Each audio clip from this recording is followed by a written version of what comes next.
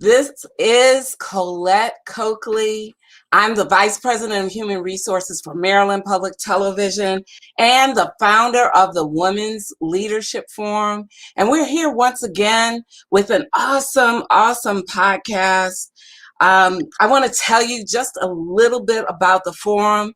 The forum is a group for women to gather and network and to advance our possibilities. We advance our possibilities through our voices, our resources, and connections. And we welcome all women, all women. It's not just a type, it's not just a club, it's for all of us. And we meet you where you are. So if you're looking to be encouraged, we meet you there to encourage you. If you're looking to find a new career, guess what? In this COVID period, we're going to help you to find a new career. So we want you to join us March 18th through 20th on our virtual platform. We are coming to you virtually. Typically, we've been live, but with this pandemic, we're having to make a pivot and go virtual. So you can purchase tickets for the virtual event on forward WLF.org. That's FORWARD WLF.org. We are welcoming awesome women on this platform. We're on Facebook Live and Instagram Live and on YouTube. We're welcoming awesome women to tell their stories. Women of the community, women in our lives and in our careers, to talk about things that we should know, to instruct us. And I'm so happy here today. I don't even know how to begin to tell you.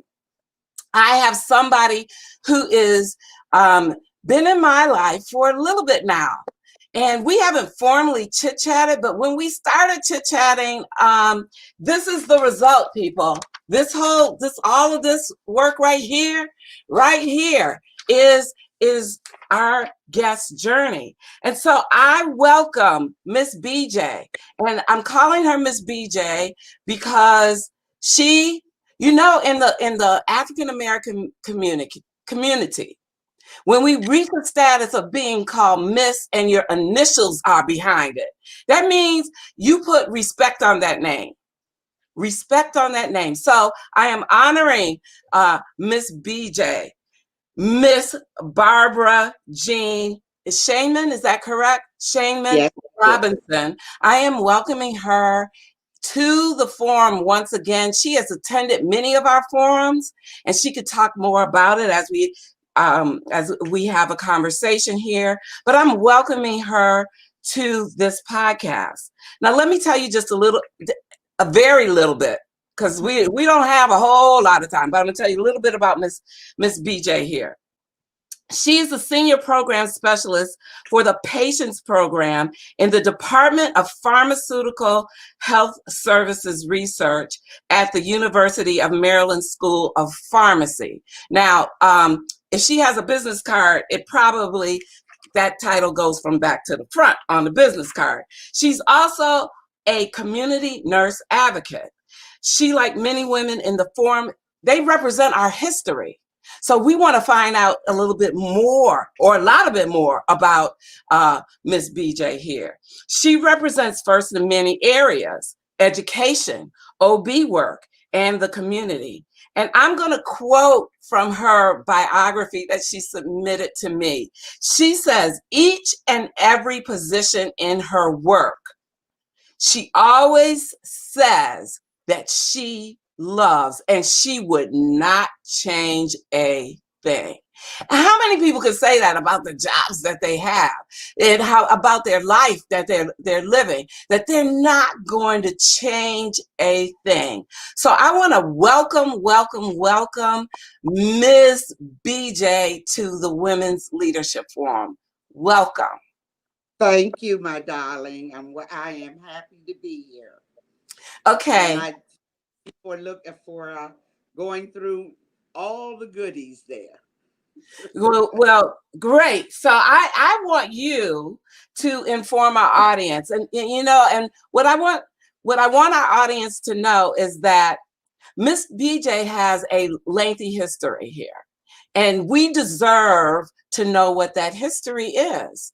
And we might not get through all of that here today. So I told Miss BJ before we ever got on here, this might be a one of a part two.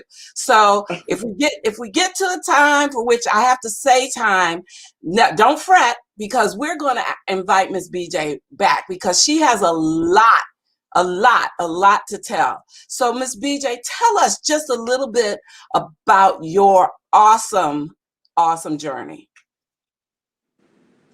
Well, first of all, I want to say thank you for the invitation to be present on your program and to be a part of the Women's Leadership Forum. Absolutely. Today, I sat here before you as what I call a super senior. A lot of people may not know who or what they are, but super seniors are people who are 70 or 80 or older who have the mindset of a 50-year-old. Now, Oh, Falcon okay. will be turned 80 this week. He's a super senior. The man is Woo! that's so we're walking in some steps of brilliancy. I am 75 years old and Yay! love what I do. I was pulled out of retirement to be able to continue doing what I love to do. Um, I graduated from the University of Virginia, Charlottesville. First year of college, I was 16, still playing with dolls. Cried my first year because Oh I thought no. it had thrown me away because I'm a military brat. So I had never been away from my parents. Mm-hmm, And mm-hmm. it was frightening to be that young.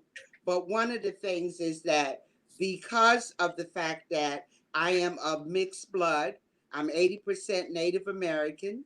My mom is 100% Blackfoot. My dad is 50% Apache and 50% Somalian. I was not allowed to live on campus. Oh. So I had a den mother that was a half a block away from the college. At that time, the University of Virginia was an all male Ivy League college. First year I went was myself and 7 young ladies of the Mormon faith. I love those ladies with all my heart. Being 16, they took me under their wing because they knew I was frightened. I was afraid. I'd never been away by myself. Okay. And I actually graduated from the University of Virginia Charlottesville nursing program, went directly into working um, cancer research. But I graduated 1 month shy of my 21st birthday. So Wow. I was allowed to practice, although I had my license. So on my 21st birthday, I had a job. I started doing cancer research, never knowing that at age 75 and 50 years into my career, that research would be my calling. Okay. Now, I have worked with some of the most fabulous doctors. There is everybody from Dr. Eli Saunders to working with Dr. Weir in nephrology, Saunders in cardiology, uh, Dr. Benitez, another cardiologist. I've done things during the Vietnam War. I was a nurse in Quantico at the Navy Marine Base where I did OBGYN.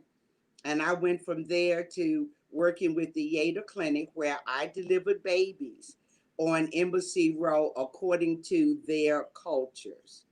That was so interesting and exciting because I learned so much on why women deliver in different ways within their country, what the story was behind it. And then I went from there to working with the center. I worked drug abuse with Dr. Nancy Lowe. Uh, Okay. got her program together and did that with her for a while.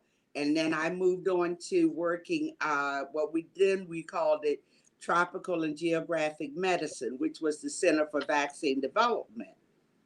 At that point, I've worked as a PI, a principal investigator, working projects, doing community recruitment, being a nurse coordinator out there in the community, what we call boots on the ground, Mm-hmm. talking to people about what we do in research. I've always believed in transparency.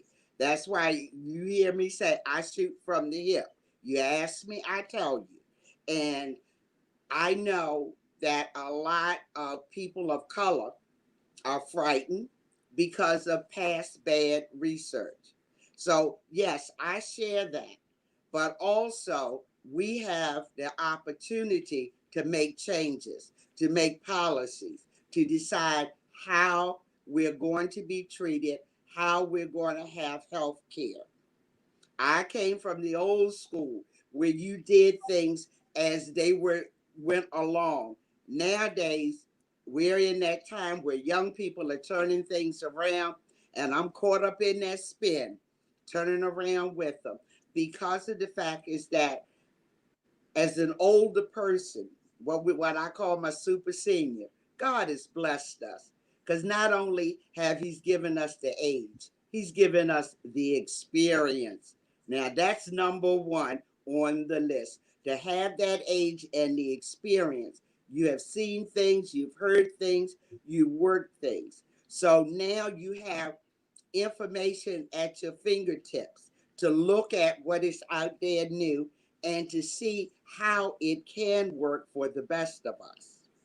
Okay, well, you said a lot there that I'm trying to figure out which question I'm going to ask, and I'm going to um, uh, piggyback on what you're saying about working with young people. How do you find, they call the group the millennials and Generation X, Y, Z. How do you find working with those groups? I love it Yeah. because I step into a role of a teacher, of a mentor. And because of my age, they see me as a mother figure and they want to learn. Now, you have some hard heads that Uh-oh. feel that they know it all. Okay. But once you sat with them and explain to them that, yes, you know this, but you do know the other part of it. Perfect example. We hear, oh, Henrietta Lacks and Tuskegee, bad research. Mm-hmm. Yes, that happened. But I said yesterday in my BJ's Corner, long before that, they were doing bad research. Okay. Long before that. And we, as people of color, was acceptance. But not only us, because of the lack of knowledge. And I say to my young people, listen, you learn so much. I always tell people, I talk a lot, but if you listen, you learn something. Because often, because I'm talking, you think I'm not listening to you, but I listen to every word that is being said. And I don't prejudge. I'll say, exactly what did you mean by that? Because I want to see this, their vision is what I'm looking at. So it's your way, they call it mindfulness in some ways, Yeah. being mindful of what the other person is saying. And Mm-hmm. you've said this a couple times in what you were just saying, which is listening. Listening is a key, right? Yeah. Right. Right. It's also hard. Even in the last podcast that we were talking about, sometimes listening is hard. Like the other person wants to get out what they want to say while you're talking in the middle. I'm that way. I'm guilty too. Yeah, but Miss BJ, okay, you obviously are a good listener because you have people that are following you, right? So Yeah. you have people that are following, and you are in the community, and you've told me that you have opened up doors, literal doors, Mm-hmm. right? Buildings. You've Yes. opened up buildings. Can you tell our viewing and listening audience what magnificent work you have done in the community? Well, in the community, my what I call my first baby, Mm-hmm. Park West Medical Center, Garrison Boulevard in Brown's Memorial Church.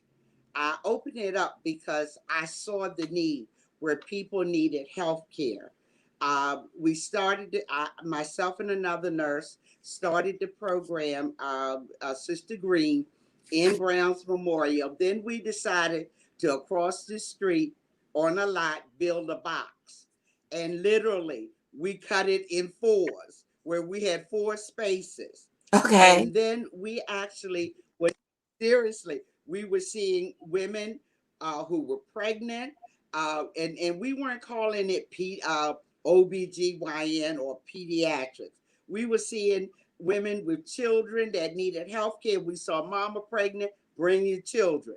We would take care of them. We were bringing in health care to actually provide that service. Mm. Then all of a sudden, things just turned around for us. And one of my Native American sisters, Dr. Dana Bryan, offered to work with us. Now, we're doing all of this free. Mm. That's me. I do things free. I create free programs to give back to the community. And then we went to Morgan State and we hired a young man that graduated that year and taught him how to be the director of the program and how to be our boss, how to write grants and how to go after money so that we would be able to provide that medical service that was needed. Okay. Park West has grown from Garrison Boulevard. They had a small clinic on Cold Springs over off of Park Heights, and Mm-hmm. now they have a gigantic satellite in Ricestown Road Plaza. The program was created, then given back to the community. And then I did my baby at the now it's called the Men and Family Center. It was called the Men's Center on Jefferson Street. They were having a challenge there with services in the hospitals, and and they were about to be closed down. A friend of mine called me, and I'm having this gigantic lobster downtown, and she's calling me, telling me, "Well, I want you to go over to this center because they're getting ready to be closed, and you need to straighten that out." I'm going, "Girl, I'm eating lobster. What are you talking about? Who is this person?" But I went over to the center, worked with the young man, Purnell.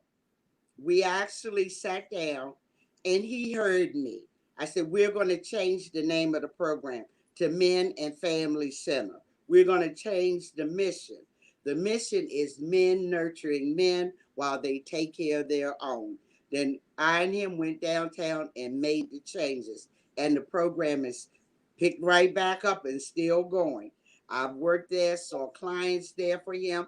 And then I moved on to set up my family center, which is over on North Avenue in West Baltimore. I put 15 years into working from St. Matthew's Church in a Yeah. basement Yeah. to a basement in an old school over on Westwood. Everybody on that area know about that school. Over to now, the resident building that has been built, and there's a clinic that was developed for me to give back to the community. Then I've had Be More Baby Mobile, where I went out and took care of newborns. I call them little neonatals. They're no bigger than your hand. Those are Oh. of us. And then also I had an HIV van. And I'd be out there 3 o'clock in the morning with the team, and an excellent team, because they took care of me. And we were providing screening and services, and we worked with all populations. I'll give you one that I cherish to the bottom of my heart. I had a group of LG that would come to me and they would say, "Mama BJ, we going to DC to party."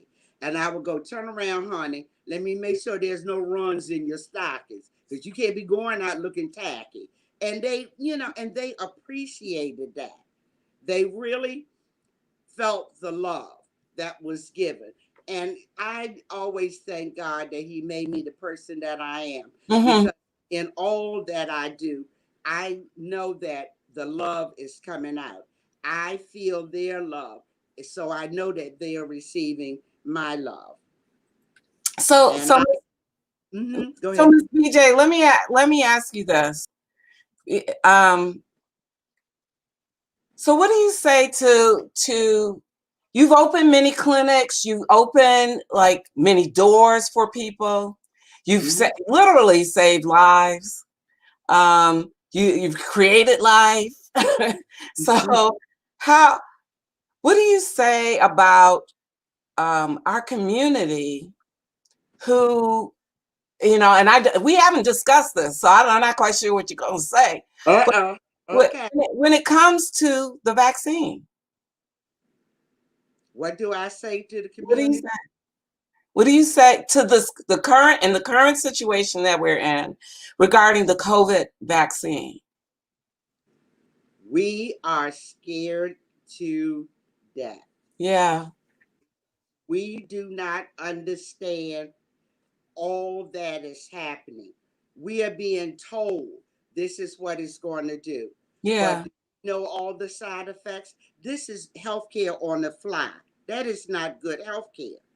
I give you something and you find out that it doesn't work for you, that you mm-hmm, have effects. mm-hmm, Uh, you look at the fact that we don't have enough information, and I know as a researcher it is important that the time is put in to actually create as well as analyze what the long run is going to be. Now I know that we don't have that kind of time. We are yeah, dying lives. I understand that. But I also know that I tell people you need to talk to your doctor. Let you and your doctor make that decision. One of the things I said yesterday, and my coworker Rodney said, "BJ, you told your personal, but you didn't have to." I tell people this because I want them to see that I am just like you. I've had a triple heart bypass and a flip. Now, I'm a cancer survivor twice. wow. You see what I'm saying? Ringing the I bell for you. Ringing the I have bell. big time health disparities, but I will sit down with my doctor when I see him in 2 weeks and say to him, "What are we going to do?" My questions that I may have about the vaccine, I am going to ask them. Yes. And then together we will decide whether or not, one, I should have the vaccine. If he says you need to have it or you can't because of whatever the problem is, I am going to follow his direction. I know as a nurse, in the long run, healthcare providers are going to be mandated to, or we're not going to use the word mandated, but it's going to be a thing that we should all be vaccinated because we are taking care of other people. People shed viruses.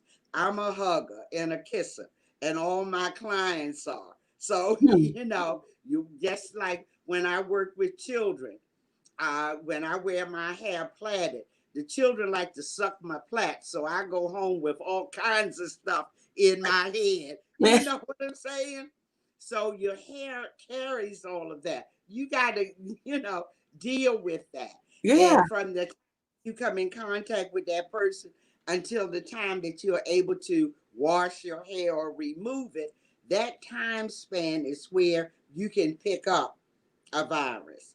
But to simply answer your question, talk to your doctor, make a make a definitely wise decision with his help. Okay. Those were words to the wise.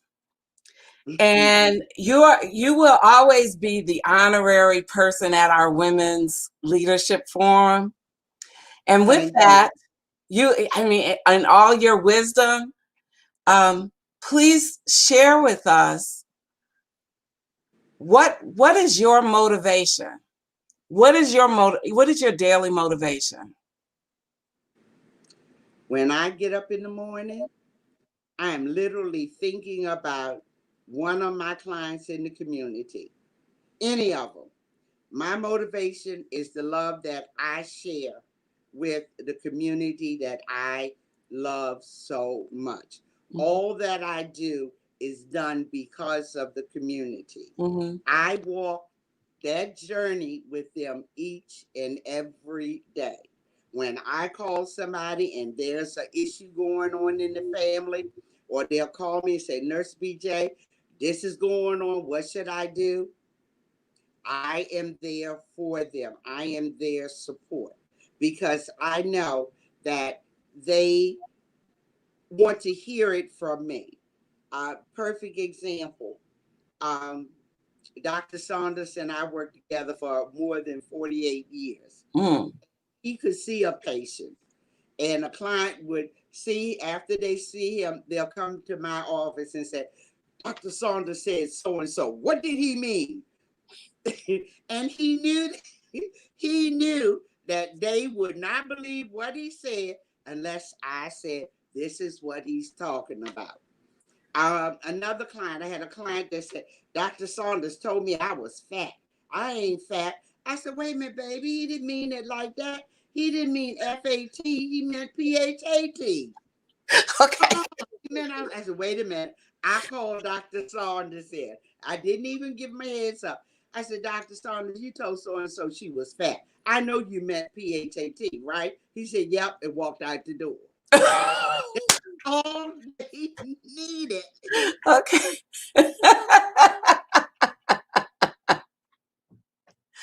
Okay, Miss You know what I mean? BJ. And we're talking about obesity, cholesterol, and diabetes. Well, You see where I'm going with yeah, that I one? do. Yeah. You know, and you know, when you work with somebody so many years, you begin to read them and they read you. Yeah, and it's okay.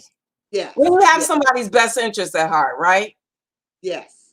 And I have been so blessed to work with some of the most fabulous physicians there is in the world and in their field. Um, One of my favorites is Dr. Hugh Davis.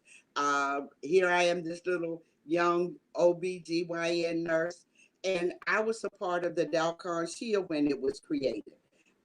You know, we did the thought, the drawings, and all. And he said, I want to put you on this because you were a creator of it. I work with young women when we tested it and all of that. And it is hard to say to someone, well, we want to put something in you and see if it'll work and all. But my ladies knew that what they were doing as a testing, I was always there holding their hand, loving them, and that made it all worthwhile. So, When I mean, even I was delivering babies, those women would grab you and bite on you and scream at you, and I get up and look at them and say, "Girl, don't you even start that one. Let's give this baby life." And they go, "Yes, ma'am." Ooh, that's it. okay. Well, on that note, okay, so I'm coming to the close, and we definitely have to have you back because you are our lifeline to community. You're one of our lifelines to community, and just because I love you, we need to Love have you, you back. And baby. so um, leave us with a good word. Leave us with. We're going into this weekend. Leave us with a good word. Peace, love, and blessing. And prayers are always valued. If you can get on your knees, get on them. If you can't, sit. And thank God that you are able to say, Father, I am living to see a new day, and I ask your blessing around this world during this time. And Father, bless those who are hurting from the loss of a loved one or those that are in the hospital. Because always remember, it could be you.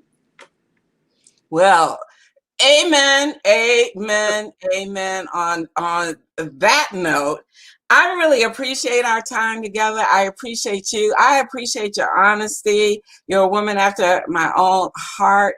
You're someone to aspire to. If we could just do the eighth of what you did, we would be doing something. We would be doing something. If somebody picked up the torch or picked up the flame, and I'm hoping that what you're saying are words of inspiration for any person, both young and old, to carry that torch, and work in their community, because the communities they need people. They need people to care. They need people to, in the chat, it says, pay it.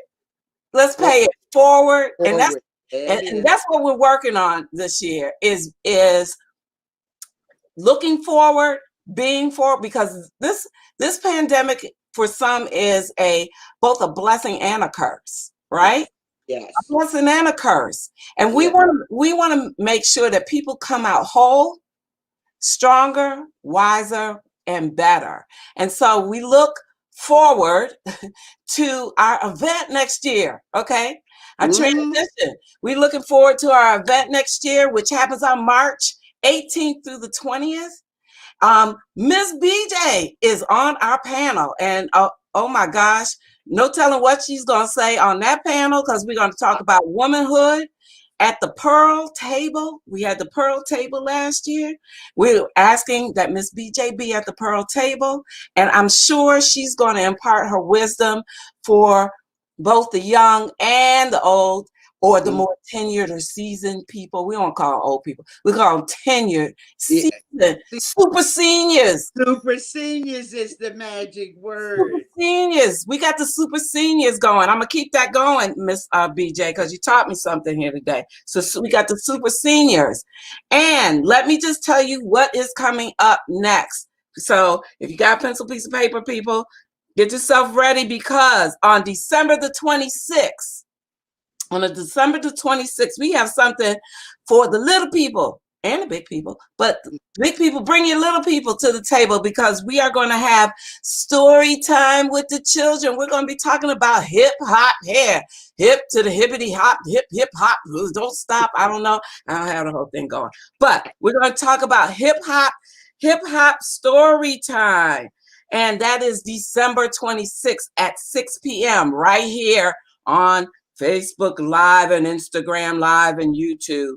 And then after that, watch out now. We're getting ready for the new year. We're trying to get our curves together. So we're going to start with Lotus Fitness, and we're going to start a little early. We're starting a little early, people. December 28th at 2:30. We are going to work it on out. Now I'm going to try this thing. Work it on out. And I'm going to try to keep it going, working it on out. And so I'm asking you all to join me. I started with my t-shirt here. Can you see that?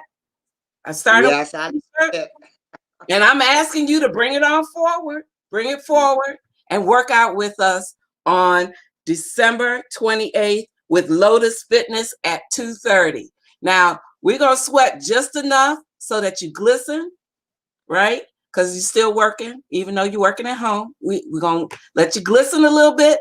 Go get your washcloth, wipe your face back off, and go back to the computer. So everybody, I thank you. This is, we're 7 days out from Christmas or the holidays, and we all want to wish you well. Be safe out there. Be safe out there. Continue to mask up, keep your distance, and wash your hands. Okay? And we want to thank again Miss BJ for showing up and showing out.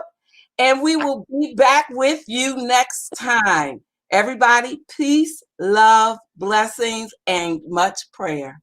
Thank you very much, Miss BJ.